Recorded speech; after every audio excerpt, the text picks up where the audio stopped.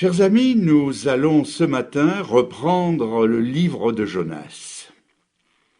Nous sommes toujours dans le chapitre 1. Il paraît que c'est la 7e fois que j'en parle. D'autres l'ont compté à ma place. La dernière fois, souvenez-vous, en fait hier soir, la tempête faisait rage. De mémoire de matelots, on n'avait jamais vu pareille tempête.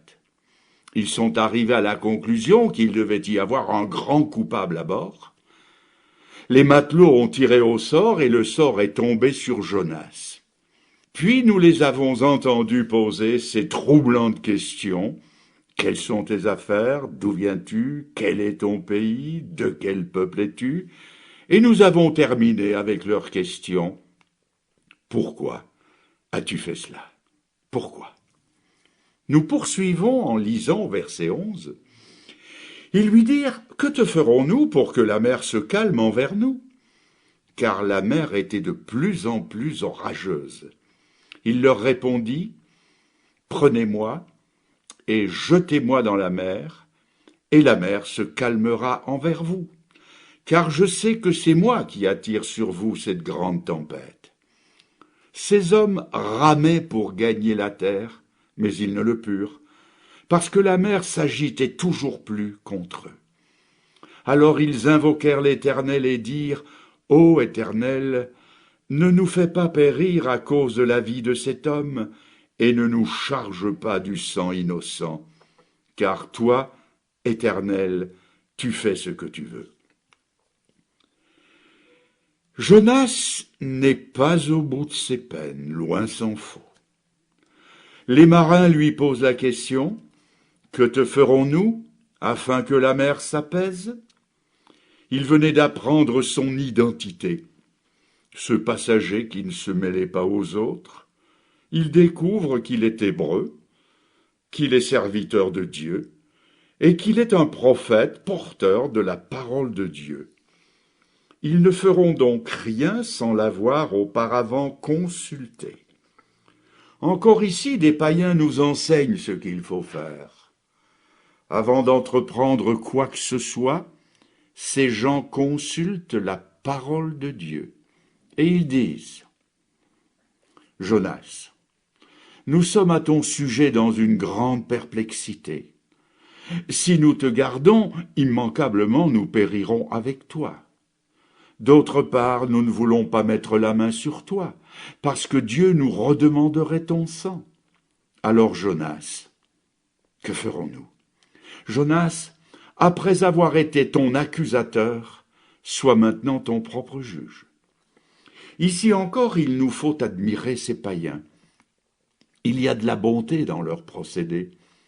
Ils ont pitié d'un homme qui leur a causé de grands torts. Je le rappelle, à cause de lui, ils ont perdu tous leurs biens, ils sont ruinés. À cause de lui, leur vie est en danger. Jonas a 100 fois mérité qu'on le passe par-dessus bord, mais ils n'en feront rien. Et si Jonas peut leur indiquer un autre moyen de salut, ils l'adopteront. Il y a là pour nous un exemple à suivre. Au lieu de traiter trop durement celui qui est surpris dans une faute, je dis bien surpris.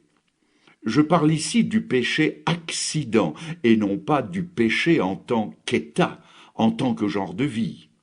Au lieu de traiter trop durement ceux qui sont surpris en quelque faute, l'Écriture nous demande de les ramener avec un esprit de douceur. On trouve ça dans l'Épître aux Galates, chapitre 6 et verset 1.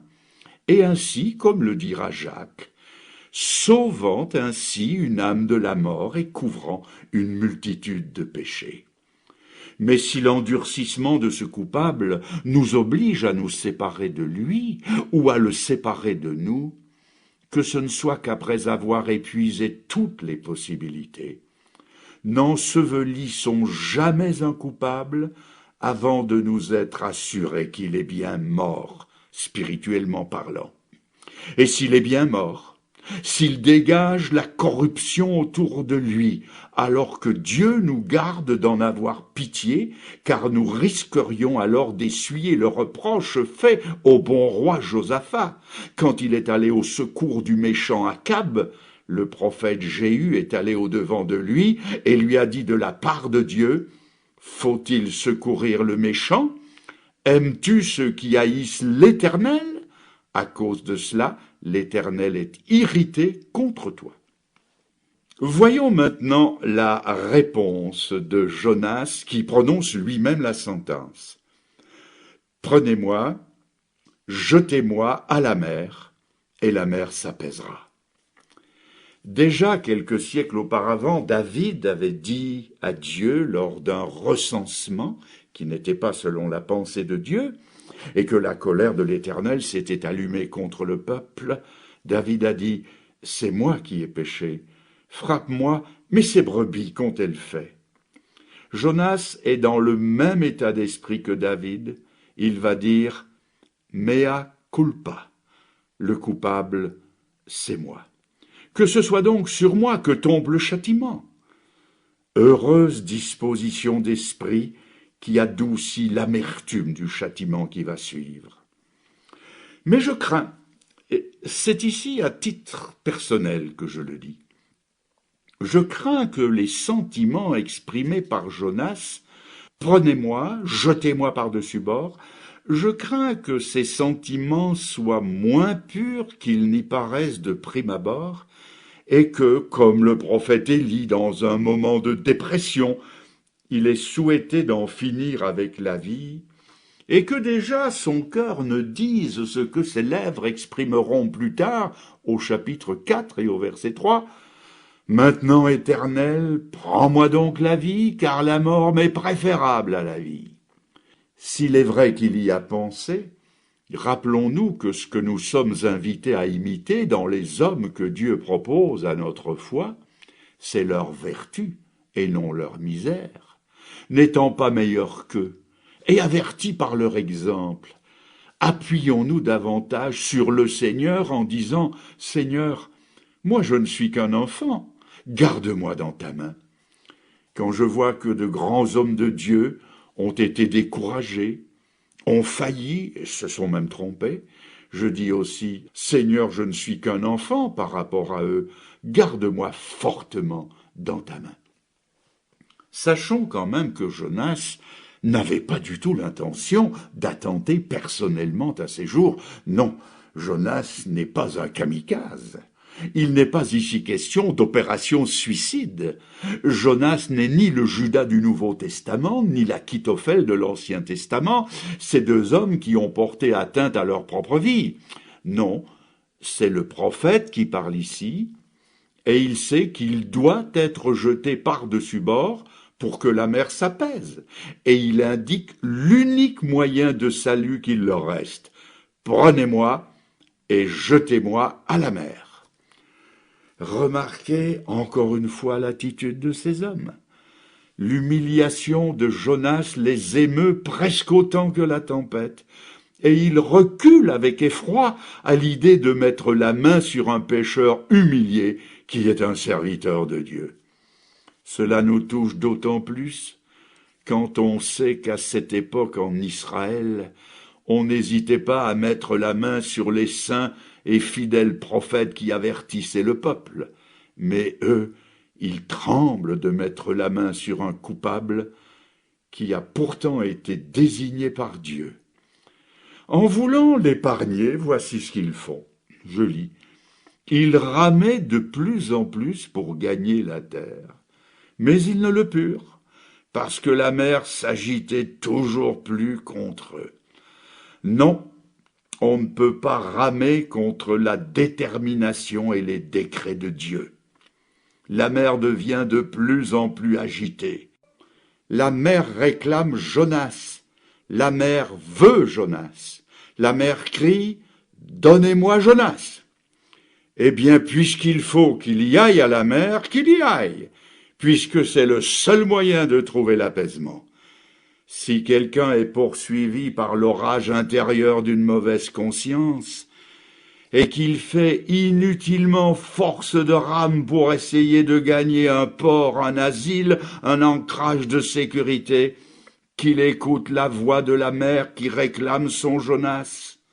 À la mer ton péché dominant, à la mer ton idole favorite, à la mer la convoitise que tu caresses en secret, à la mer cette volonté qui résiste à l'appel de Dieu. Alors, et alors seulement la tempête qui bat ton vaisseau s'apaisera et tu retrouveras la paix. À ce prix, et à ce prix seulement est la délivrance. Tant que tu garderas dans ton cœur l'interdit qui te souille, Dieu gardera dans sa main la verge qui te frappe. À la mer donc le Jonas de notre vie. Au verset 14, je lis « Alors ils invoquèrent l'Éternel ». Cette courte phrase nous montre que Dieu, parce qu'il est Dieu, peut tirer le bien du mal, parce que ces quelques mots ne nous révèlent pas moins que la conversion de tout l'équipage. Eux qui l'instant d'avant imploraient encore leurs idoles muettes, tournent maintenant leur cœur et leur foi vers le Dieu vivant et vrai. Maintenant, ils savent que Yahvé, l'Éternel, n'est pas seulement le Dieu de ce petit pays de Judée, comme il se l'était figuré, un Dieu à côté d'autres dieux, mais qu'il est le grand Dieu de l'univers, le créateur du ciel et de la terre, le seul, l'unique. Ils le reconnaissent et ils passent par une conversion à la fois morale et théologique. Dites-moi, ne valait-il pas la peine pour eux de connaître ces angoisses et de faire l'expérience de l'apôtre Paul, la perte de tout afin de gagner Christ? Ne valait-il pas la peine de tout perdre pour en arriver à un si merveilleux résultat qui s'appelle le salut de leur âme et le début d'une autre vie? Après la tempête, je crois que ces hommes ont dû la bénir, parce qu'elle a été le messager de Dieu pour les amener à la connaissance de la vérité. Il y a peut-être parmi nous ce matin quelqu'un qui est pris dans un inextricable filet d'épreuves, quelqu'un qui désespère de tout, des autres, de soi-même, de l'idée qu'il s'était faite de Dieu. Le tourbillon qui vous assaille déracine les idées les mieux ancrées, tout semble être remis en question, jusqu'à l'idée même de Dieu. Auriez-vous oublié qu'une grande bénédiction s'attache toujours à une grande épreuve? Et s'il vous semble que votre croix est trop lourde à porter, c'est qu'elle est en métal précieux, c'est qu'elle est en or ou en platine. Mais enfin, allez-vous me dire, ne voyez-vous pas que je suis en train de tout perdre, tout s'écroule, je perds tout, qu'à cela ne tienne. Vous y trouverez votre compte, si à la fin de cette perte vous gagnez Christ. Mais allez-vous vous récrier, je vais y perdre ma foi vacille. Dis plutôt que tu vas y laisser tes idoles et ta superstition. La vraie foi ne se perd pas comme on perd son parapluie ou son porte-monnaie. Au contraire, comme les passagers du navire, au bout de l'épreuve, on y trouve la vraie foi au vrai Dieu de la Bible, une foi dont l'apôtre Pierre dit qu'elle vaut mieux que l'or qui périt, parce que raffinée au creuset de l'épreuve. C'est au sein de la tempête qu'ils ont trouvé Dieu. C'est au sein de la fournaise ardente, chauffée 7 fois plus que nécessaire, que 3 jeunes gens ont trouvé un 4e qui avait l'aspect d'un des fils de Dieu. C'est quand le fils prodigue touche le fond avec les cochons qu'il garde, qu'enfin il se souvient de la maison de son père et revient vers lui. La tempête atteint son but quand elle nous met face à face avec celui que l'on n'a saisi que par personne interposée. Cela s'adresse en particulier aux jeunes, aux enfants de parents chrétiens, je m'explique.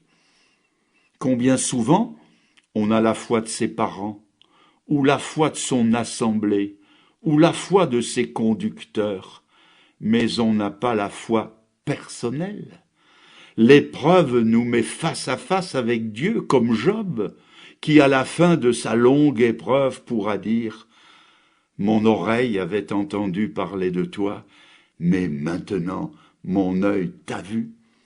Si donc quelqu'un se sent pris dans une épreuve quelconque, qu'il persévère et il finira par connaître le Seigneur d'une façon personnelle comme David, qui dans son psaume 23 pouvait dire, non pas « l'Éternel est un berger », ou « le berger de mon père », ou même « le berger tout court », mais il pouvait dire « l'Éternel est mon berger ». Dans leur prière, au verset 14 donc, il supplie Dieu. Ne fais pas retomber sur nous le sang innocent.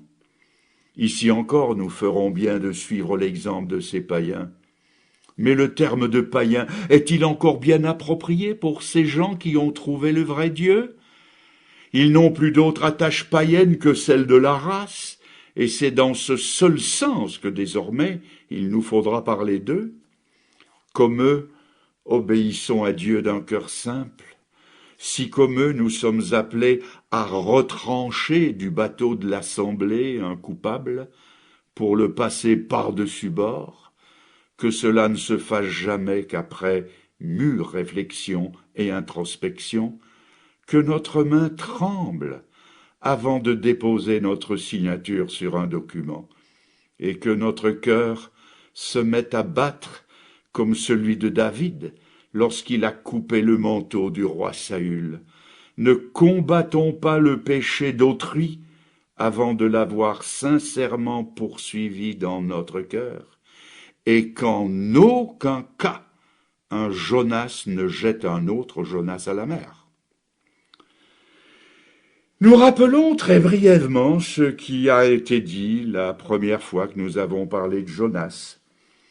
Ce livre n'a pas été écrit pour piquer notre curiosité, il l'a été dans un but moral et essentiellement messianique. C'est Jésus que nous apercevons derrière Jonas, c'est la clé de l'énigme.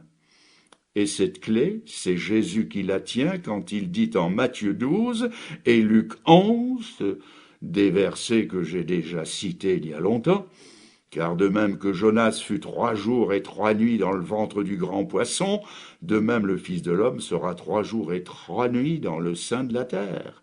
Et de même que Jonas fut un signe pour les Ninivites, de même le Fils de l'homme en sera un pour sa génération. Par ces paroles, on comprend le sens de la phrase lourde de sens. Prenez-moi et jetez-moi dans la mer, et la mer se calmera envers vous. Jonas a-t-il prononcé ces mots en pensant au Christ qui allait venir?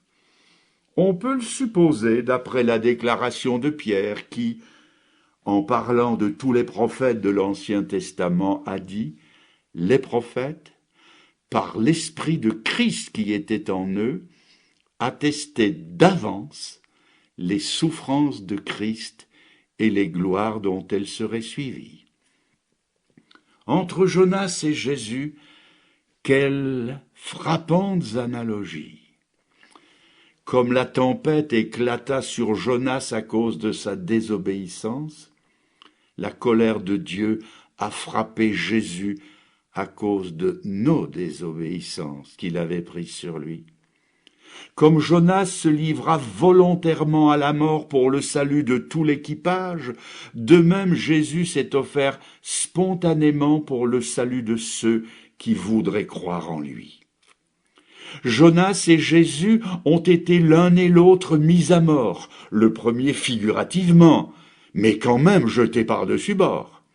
Jonas et Jésus ont été livrés à la mort par la main des païens, et la disparition de Jonas comme celle de Jésus apaise la colère de Dieu et sauve ceux que la tempête menaçait d'engloutir.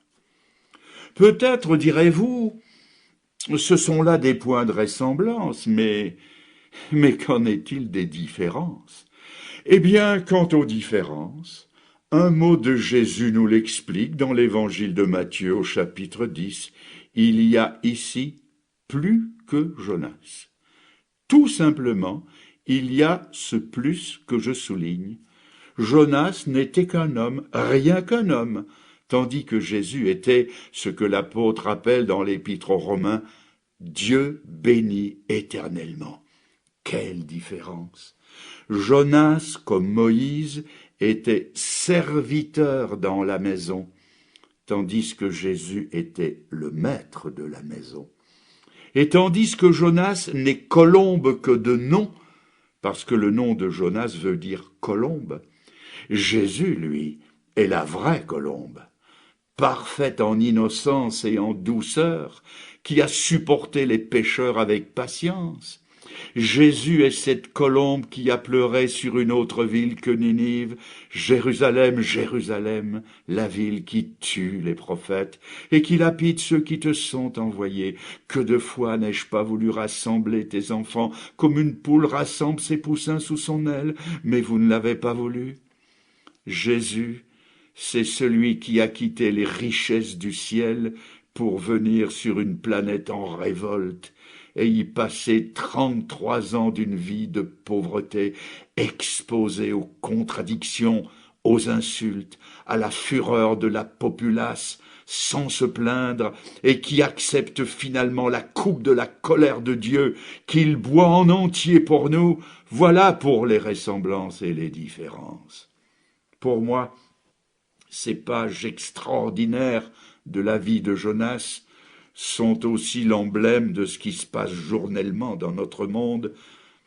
Ce navire ballotté par les flots, c'est l'emblème des 6 milliards de passagers embarqués sur le vaisseau spatial qu'est notre planète et incessamment agité par ce que l'apôtre Pierre dira, agité par les passions qui font la guerre à l'âme. Cette mer labourée par la tempête, que représente-t-elle, sinon ce triste et misérable monde que nous traversons en tanguant vers les rives invisibles du monde à venir? Et ces marins qui essayent vainement d'atteindre la terre ferme en ramant de toute leur force, que représentent-ils? Ils représentent ceux qui s'épuisent en efforts inutiles pour atteindre le port du salut. Quelqu'un ce soir me dira peut-être « Mais c'est moi que vous dépeignez là, moi qui fais tous mes efforts pour être sauvé et qui n'arrive à rien. Que dois-je faire ?» Eh bien, la première chose à faire, c'est de cesser de ramer à contre-courant, cesser de vouloir maîtriser par vous-même vos passions revêches, cessez de vouloir apaiser par vos œuvres un Dieu saint que vos offenses ont irrité. La tempête, au lieu de s'apaiser, n'en deviendrait que plus forte et vous éloignerait toujours plus du port du salut. Mais encore, direz-vous, que faire? Un jeune homme était si troublé par le besoin du salut de son âme qu'il est allé trouver un vieux pasteur et lui a demandé « Monsieur le pasteur, que dois-je faire pour être sauvé ?» Et ce vieux pasteur a répondu avec sagacité « Jeune homme, je regrette, mais c'est trop tard. » Angoissé, il a dit « Comment c'est trop tard ?» Oui, c'est trop tard. Vous ne pouvez plus rien faire pour vous sauver.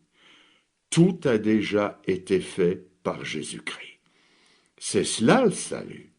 Tant de gens, parfois profondément pieux et religieux, voient leur salut comme l'aboutissement de leurs efforts, de leur fidélité, de leur religiosité, de leur prière, de leur générosité, ou que sais-je encore. Ils n'ont jamais saisi que pour les sauver, Jésus a pris leur condamnation sur lui, et que pour les libérer de l'empire du péché, il s'est jeté dans les flots de la colère de Dieu. N'est-ce pas cela que dit le psaume 42, verset 8, en parlant par avance du Sauveur? « Toutes tes vagues et tous tes flots ont passé sur moi. » Il s'est jeté dans ces flots en emportant avec lui nos péchés dont il s'était chargé et qui l'ont entraîné au fond de la mer, selon ce qu'en dit le prophète Michée, chapitre 7, verset 18.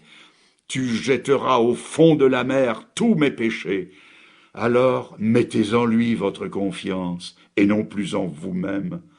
Recevez avec simplicité la parole de Dieu qui certifie. Celui qui croit en moi, dit Jésus, a la vie éternelle. Reposez-vous pleinement sur les promesses et sur l'amour du Sauveur. Alors et alors seulement, cette voix puissante qui commande à la tempête imposera silence à vos passions. Il rendra le calme à vos consciences, et votre cœur goûtera à cette merveilleuse parole qu'a expérimenté l'apôtre Paul. La paix de Dieu qui surpasse toute intelligence gardera vos cœurs et vos pensées en Jésus-Christ. La paix de Dieu surpasse toute intelligence parce qu'elle n'est pas de ce monde, ni dans les circonstances.